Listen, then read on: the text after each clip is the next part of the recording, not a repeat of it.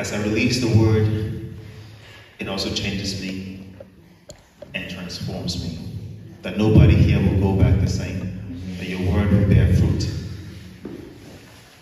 And that your spirit will help us to put to practice everything that we hear. In Jesus' name we pray.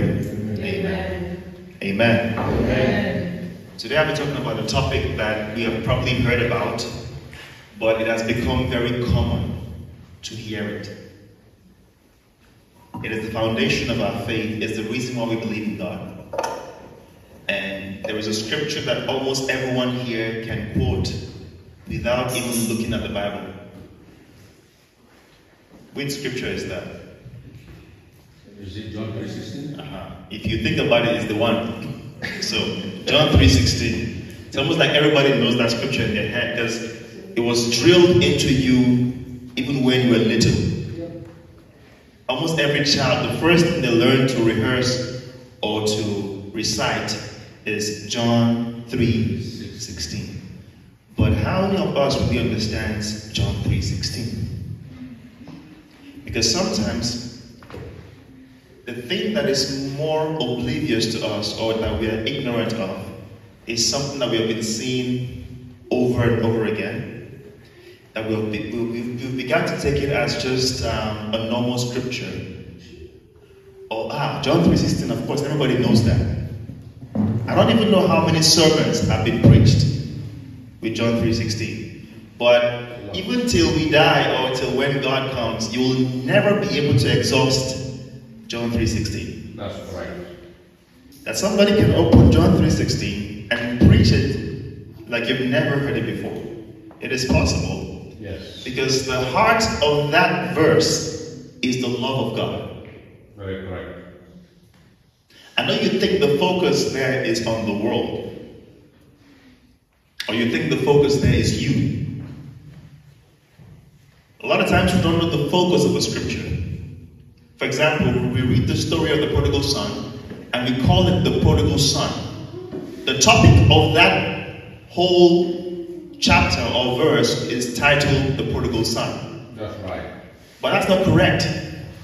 Because the focus there is not on the son, neither is it on the brother, because even the brother was prodigal in the way he felt about his brother coming back. As a lot of Christians we feel when God takes a sinner back and dress them up and treat them as if they were never gone. And you as a believer for 10 years, 20 years, and you will say, me, I've been faithful and nothing has changed in my life. But this guy or this lady that's been drinking and sleeping around just came to you now and I can see blessing all over them. We also feel jealous. So before you think that you are the prodigal son, sometimes you are the brother. Because a lot of times we don't know ourselves in a story. We read the story of David and Goliath and we automatically think that we are David. No, you're not David. David is a picture of Jesus. That's right. Goliath is the picture of sin. Do you know who you are?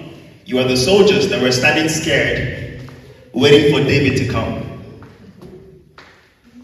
You need to know yourself in the story. A lot of times we don't know who we are in the story. David is a picture of Jesus, and he came and by himself defeated Goliath and gave the victory to the Israelites.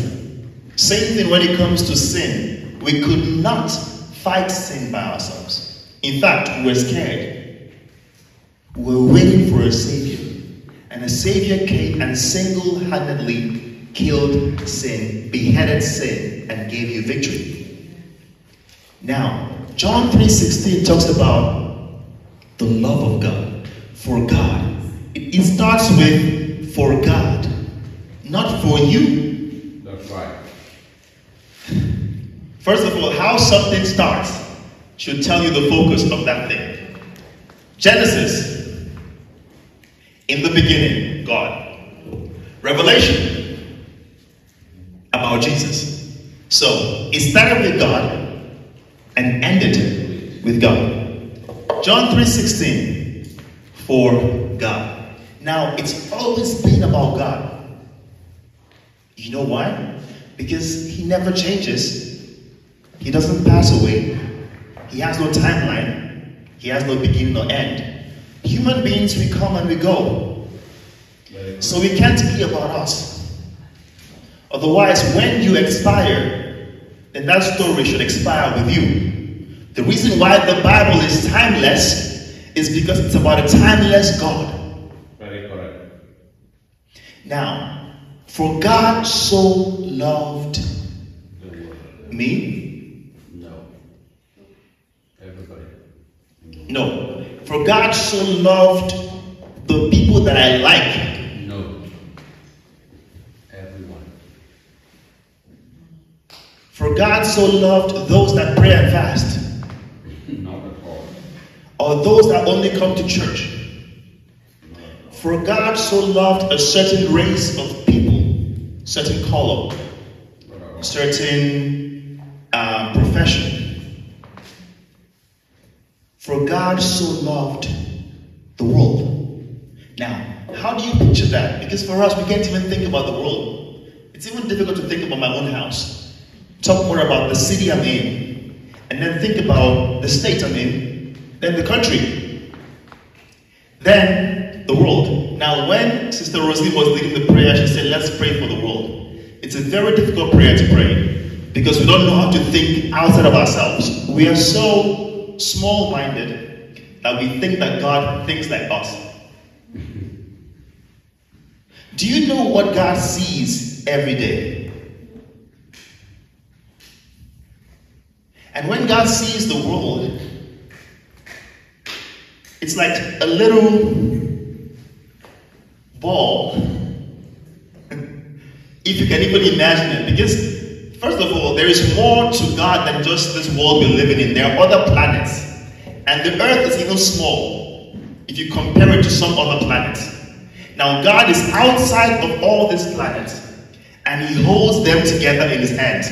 Now, imagine how He sees the world. How can a God see the world so tiny, but still see the world in detail? How is it possible for God to have control over every galaxy, every part of the universe, and still know your name? That's right. And He says, I know the number of every strand of hair you have. How is that possible to have the big picture but still have details? First of all, why would a God that has all power care about the world? Why would He care about you?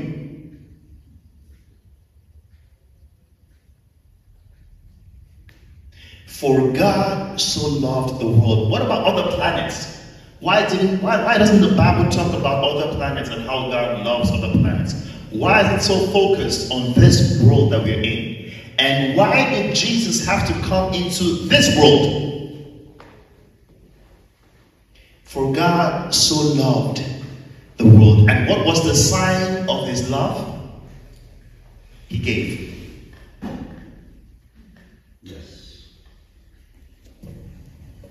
The evidence of God's love is an active, it's a proof of what He thinks and what He feels about you. And whatever you give somebody to show you love them should carry the weight of the message that you want to convey. And God says, there's nothing I can give you more than myself. That's right. And so He gave His Son. His Son was not taken from Him. He gave it. So now the standard of God's love is what He gave. And who did He give? He gave Jesus. Yes. Do you know what it means when somebody says God loves you? Because our idea of love has been so perverted, twisted, frustrated by the people that we have around us. That's correct. That when I say God loves you, the first thing you picture is your Father. Because normally we address God as Father, and we think that it means that He's masculine. God is neither masculine nor feminine. He's God. You can't define him by that. The only reason why we call him Father is because Jesus said we should call him Father. If he had said Mother, we would have called him Mother. The only reason why we address God as Father is because he calls himself Father. We have the Father, we have the Son, and we have the Holy Spirit. But when God was ready to show you how much he loved you, he gave you himself.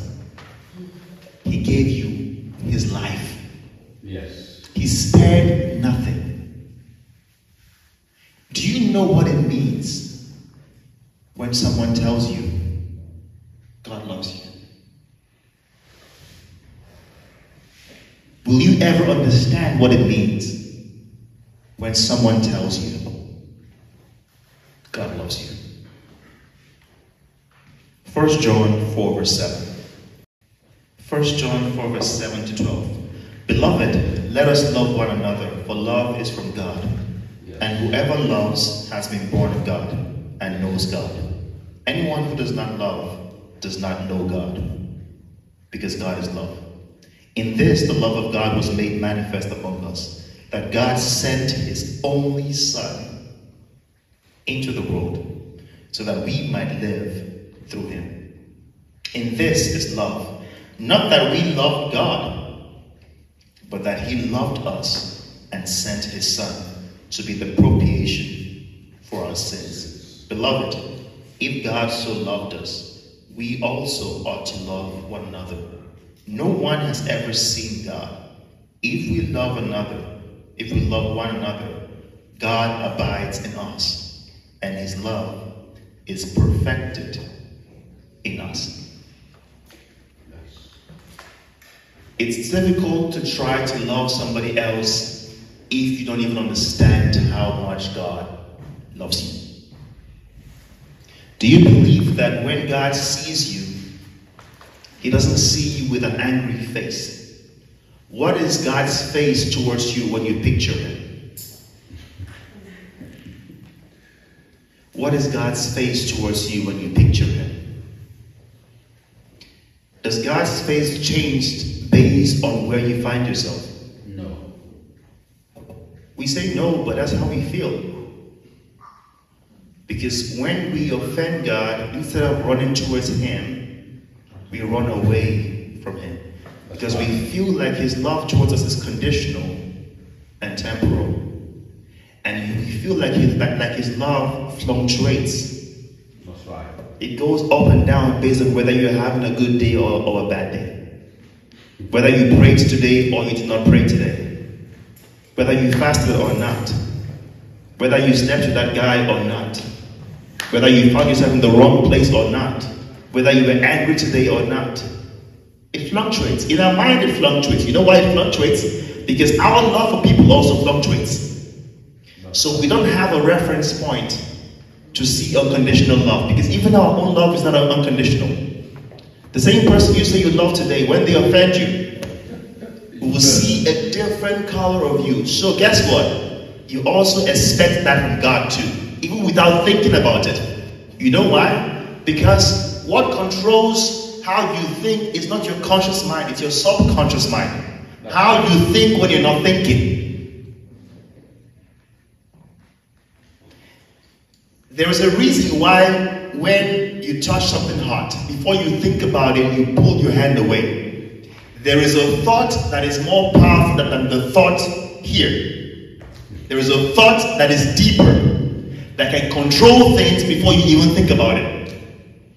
Now, when God wants to transform your mind, he wants to transform the deep thought.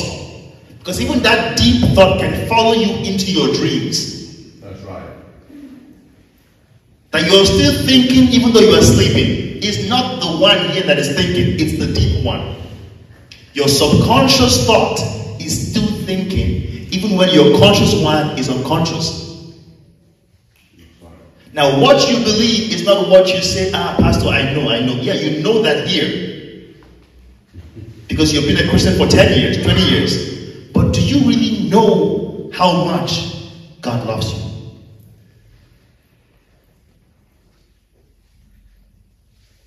Do you see him sitting down with you while you're still in the dirt?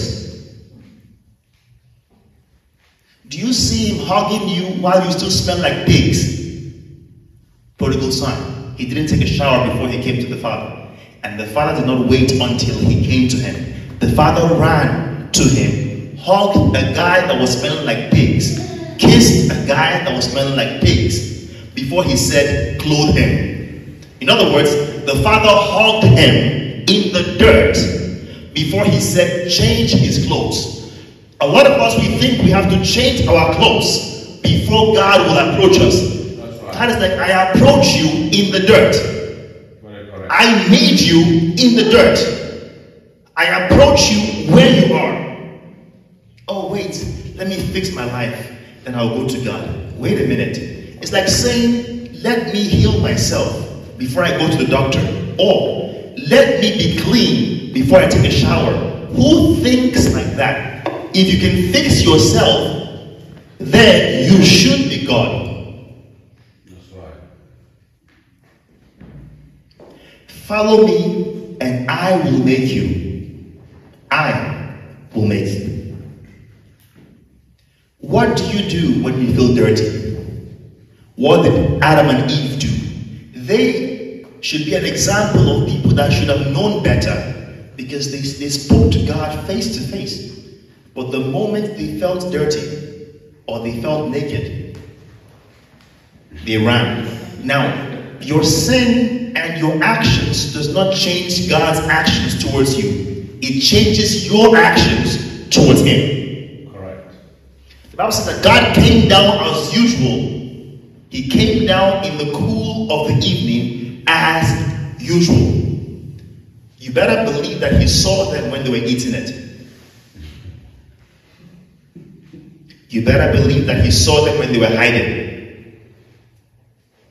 But that didn't change how he came down. As usual, God came down in the cool of the evening, but man hid. So if you think that God is hiding from you, no, you are hiding from God. You know why? Because you were expecting something. You were expecting punishment. Our mind has been programmed to expect punishment. When I do this, I get this. That's how we were raised, also by parents. We have consequences, we have punishments, and your father will smile at you when you're good, and they will frown at you when you're bad. And we have used that to equate God, as if our fathers and our mothers are equal to the all-present, all-powerful God.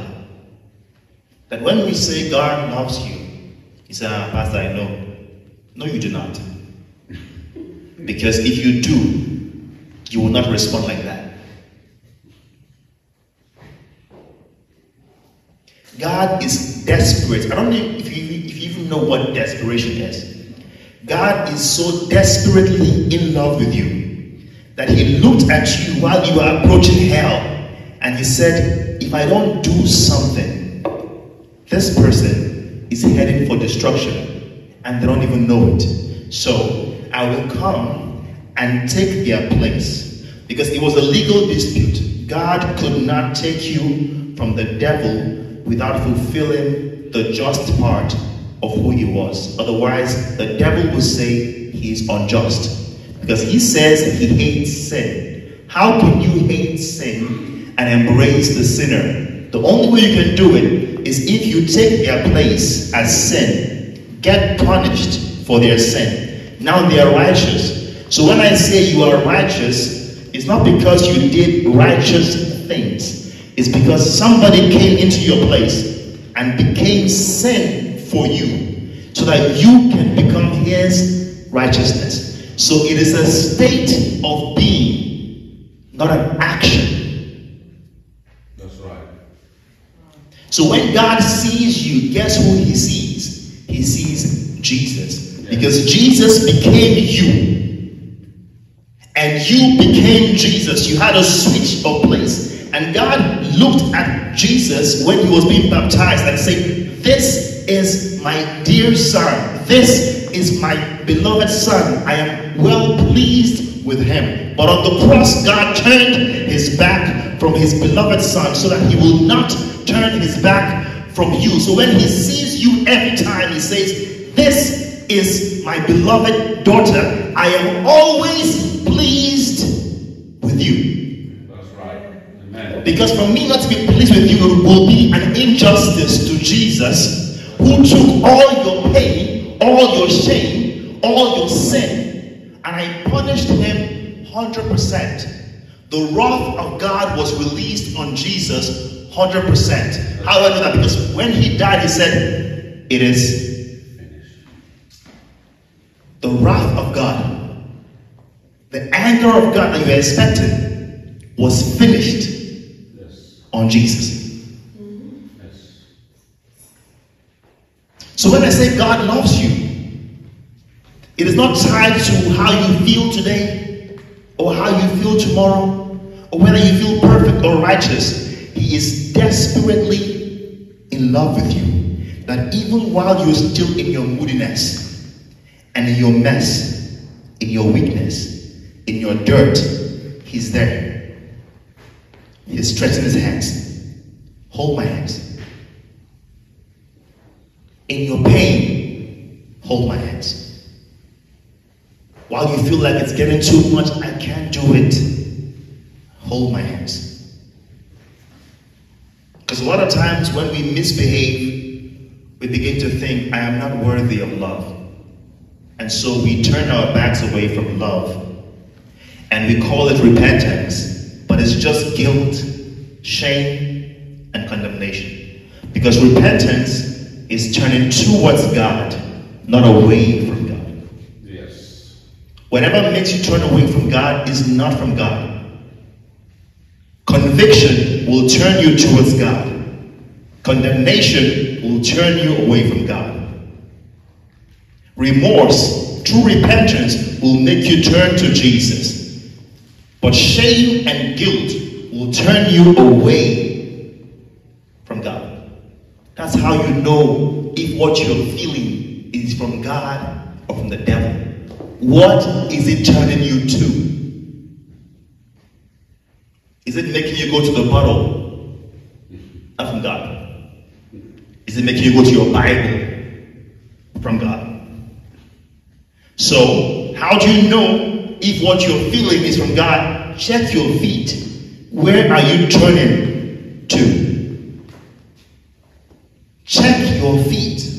You will know if what you're feeling is from God.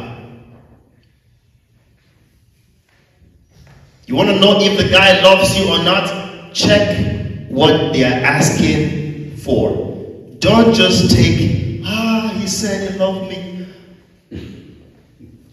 Everybody can say that, even the devil can. What are his actions saying? That's right. We are so blind by our emotions that we don't see actions. What are his actions saying? What is her actions saying? What are they telling you? Do they prove to you that they love you by what they do, or only by what they say?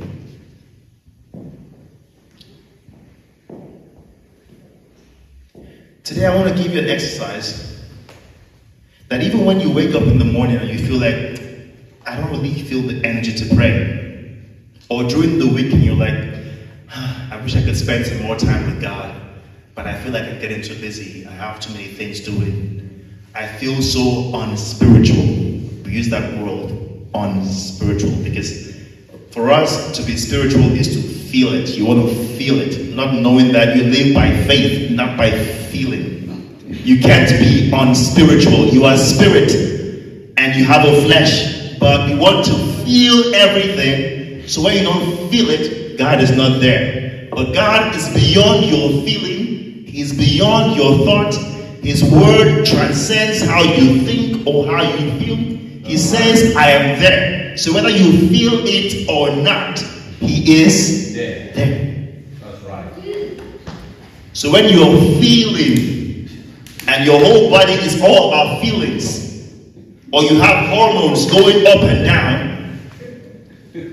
say to yourself and say, God's love for me is independent. That's right. Thank God God does not have hormonal change. His love for me is constant. It's always present. When I stretch my hands and I say, Father, his hand is there. That's right. Before I even think about it. When I say, some days the only prayer you can pray is help.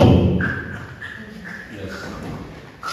Peter, help. That's right. If that's the only prayer you can pray, pray it. Say, Father, help me. Amen. May God help us. Amen. May God help us. Amen. That we'll become more and more aware of his love for us. Amen. May God help us that in the midst of all our busyness and emotional change, we will know that God truly, truly, honestly, always loves us. Amen. Amen. Amen.